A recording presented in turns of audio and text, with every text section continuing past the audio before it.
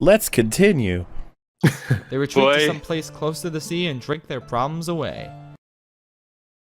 So, Well, Let's assume from that my was own a point of view, I can identify with that. go I like somewhere to go close to the sea and drink their problems away. Yeah, yeah, it's fine. Yeah, This is next.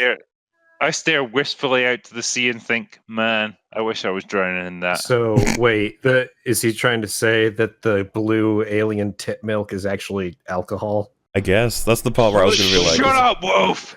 That's not the point of this thing. Failures that left their worlds in ruins. They retreat to some place close to the sea and drink their problems away. Then later, they become heroes yet again. But the main difference, aside from the fact that Luke didn't become a hero at Luke the end. became He was a hero. kind of empowered by not showing up.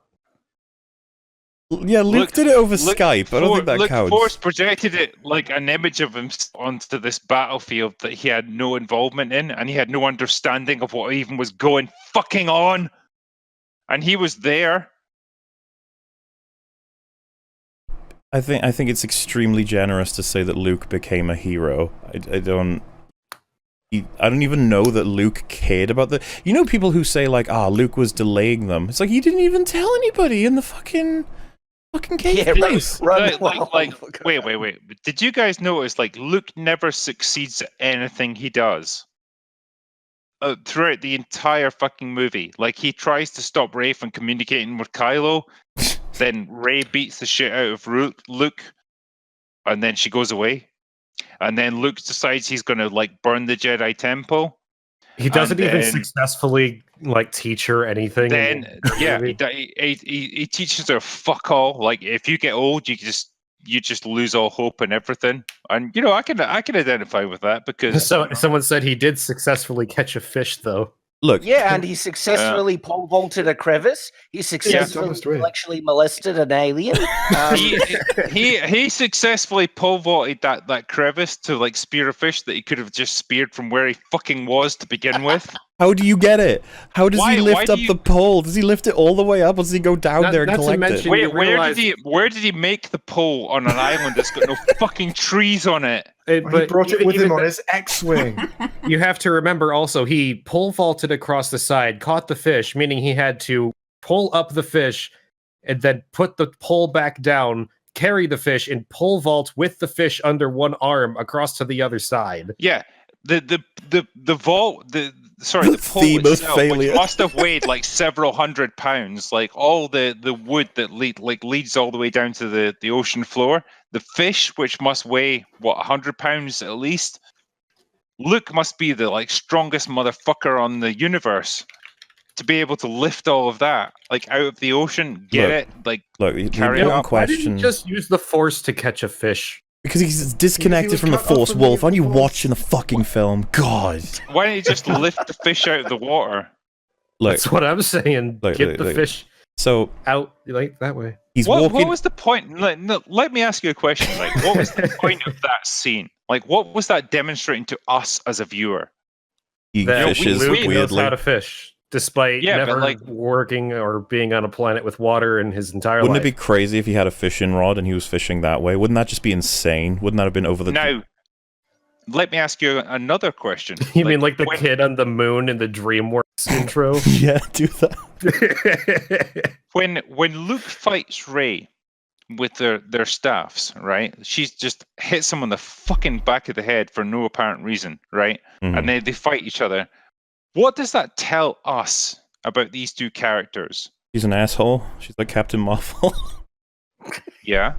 He's like the Don. Except wow, now we might be discovering something here. There's more equivalence between Rey and Captain Marvel than there is between Thor and Luke. But then how does that service the plot?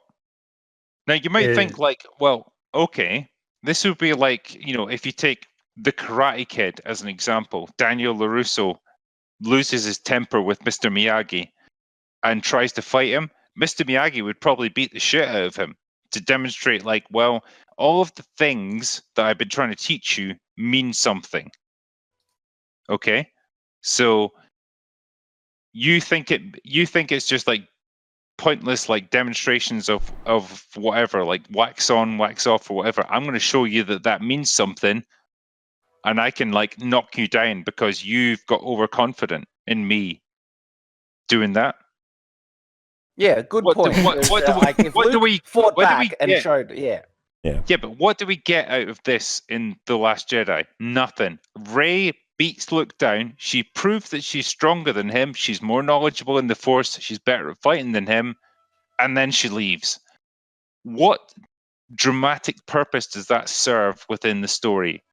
Absolutely fuck all. And that's where the writer in me just wants to fucking throw up from my eyeballs because it's so fucking pointless. Yeah, no, I agree completely. Yeah, it means that Rey is awesome and good. And this is what I want to say to Ryan Johnson. Like, what were you trying to show us with this? A better world. I wanna stress, okay? This is the problem. This is the problem though. Like, if you try to write stories based around like writing stories that are unique and interesting and powerful is hard enough by itself. But if you try to do it when you're bending your story around all the different rules of like social justice or identity politics or whatever it might be, it becomes nigh on impossible to tell a good story. And that's what we end up with this. You've ended up with a story where you're bending it around so many different rules that you can't tell a good story because you've lost everything that's interesting about what these characters are meant to be. I mean, talk about, like, we go on tangents with fucking the Marvel series. This video is going to take forever for us to get through because TLJ, oof, that's some... everyone here has takes on that. It's been a long-ass time since we last covered a TLJ video. True, it's true. I apologize because... No, it's all good, man. I know.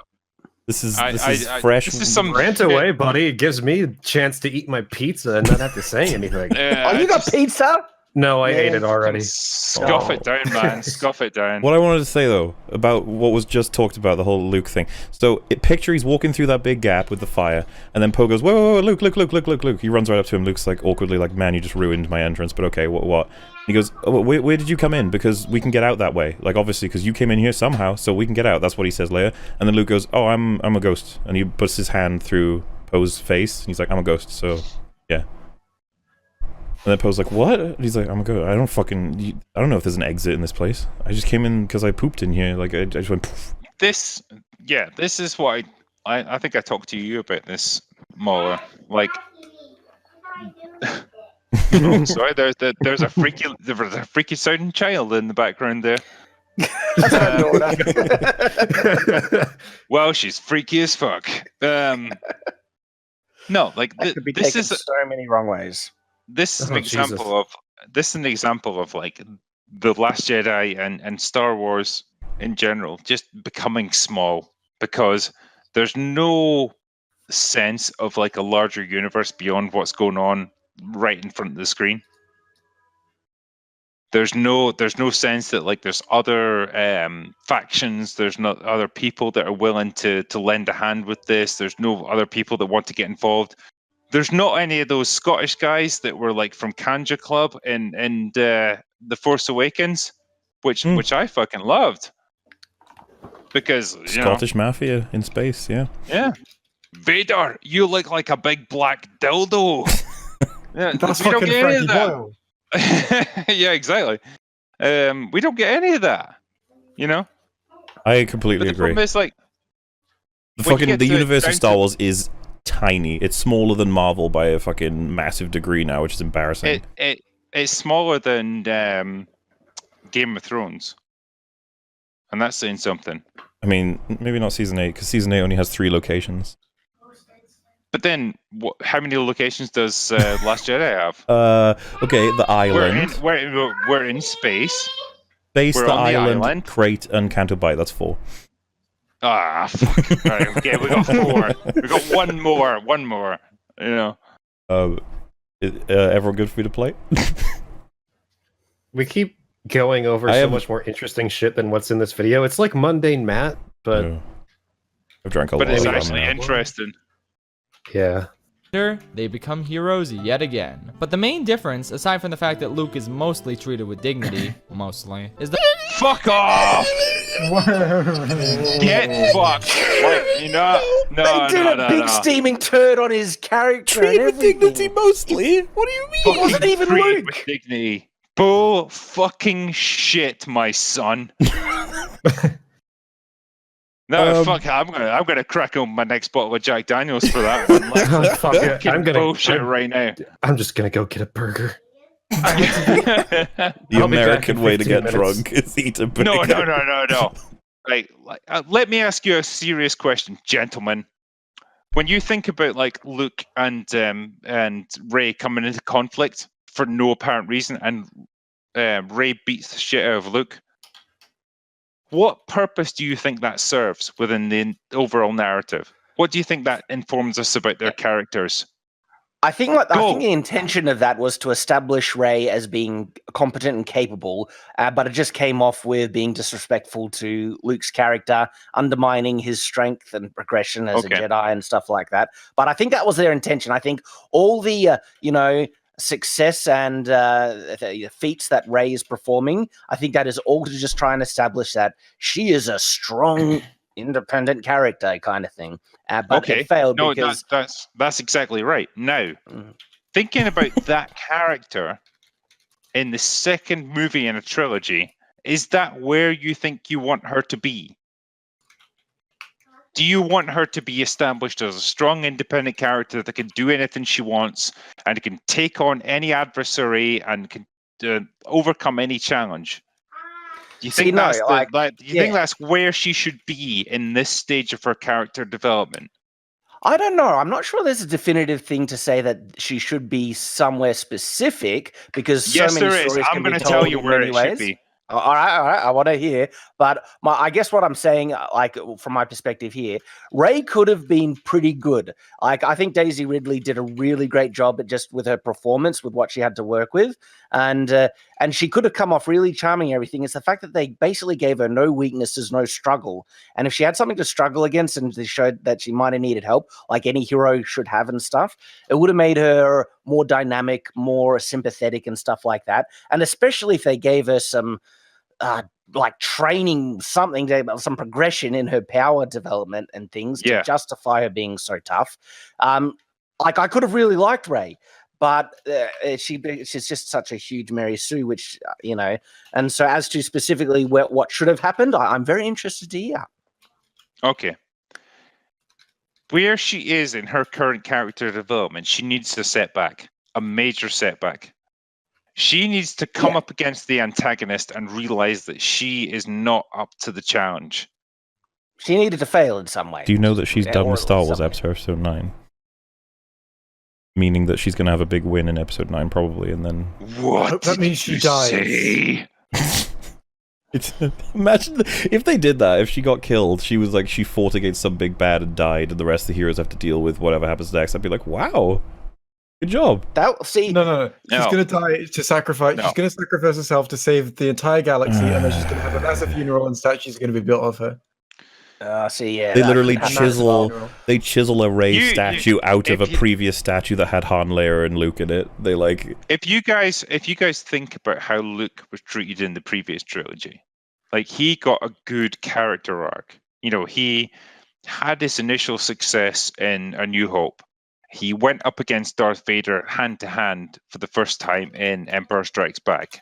And that was him getting a little bit overconfident. He kind of thought he could take Vader on, and he got his fucking ass kicked. And he got hand chopped off, whatever. Yeah, you got to see Vader as being a dangerous, competent, powerful antagonist. It served multiple purposes, that fight. It also showed Yoda was right, and that there is wisdom in the master, and you need to listen to them and stuff. Okay, it's good to have a good mentor. When did Rey ever have a mentor? When did she ever have a master? When did she ever listen to Luke? Not at all, because he was never allowed to be a master. Don't you understand? Rey was her master. She learned from Rey. Yeah, this is the fundamental problem I have with Star Wars and I guess a lot of movies nowadays. You are trying to write stories. You're trying to create these epic sagas based on rules that you've rewritten. You're trying to do it without the kind of the framework that works properly, because you're afraid of it, because you don't want to see your characters lose, you don't want to lose them, you don't want to see them get hurt, whatever it might be. It kills your narrative. This is what I say, like, it absolutely kills your ability to tell a story because you're not willing to put your characters through what they need to go through. And you're not willing to do it with Rey, and so she doesn't go through the hero's journey. She doesn't learn anything. She doesn't grow. She doesn't change. She doesn't develop. She just stays the same fucking boring, virtuous character that she was always been. And then you end up with a boring character that no one buys into because she never gets tested. This is my fundamental problem with everything that's going on with Star Wars at the moment. Yeah, Rey's worthless. Got nothing going on for her. As someone who fucking writes books for a living, I can say to you, this is fucking killing the storytelling ability of Star Wars. It's the absolute worst thing you can possibly do to the universe. And no one seems to see it. Another thing, just on while we're talking about Rey, makes me wonder, like, her as a character, what does she have invested in the conflict? Like, what are her personal stakes? Yeah. Why does she do good? Absolutely fucking nothing. She doesn't care. She doesn't care about Han. She doesn't care about Luke because she never bonded with him. She doesn't care particularly about Finn because she did not spend any time with him. There's nothing to draw her into this, but everyone loves her. Everyone respects her. Everyone believes in her for no reason.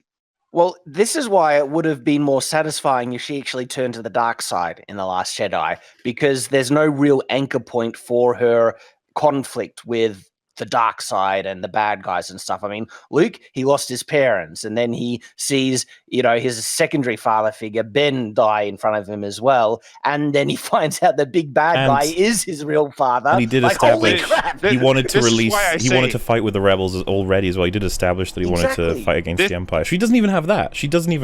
This is why I said, like, the fight in Return of the Jedi between Vader and Luke is the best fucking confrontation you can possibly ask for in all of cinema.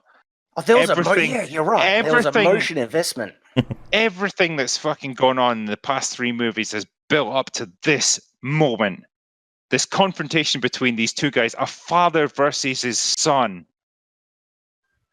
All of the emotion, like a father who's killed the mentor of this son. Everything that's gone on up until this point, this most evil guy in the entire universe versus this guy who's trying to redeem him, all of it comes down to this one confrontation, and it plays out fucking perfectly. Can you ever imagine a confrontation like that playing out in the current trilogy? No, they haven't set it up. You don't give a shit. Mauler, you probably don't give a shit. Wolf, you don't give a shit. There's nothing like that. There's nothing like that to play for. There's no investment. And this is what makes me sad, because Star Wars was at its core about the emotional journey of the characters. It was about universal themes of betrayal, of loyalty, of family, of like all of these things that people, no matter where you are, no matter where you come from, you can identify with. You can't get any of that from what we have now. Because there's none of it. It's not universal. It's not something we can buy into. So what you're saying is that you don't like that Rey is a woman? He's not. I was about to say. That's what I'm saying. Yeah. You're clearly a misogynist. That's exactly what I'm saying. Yeah.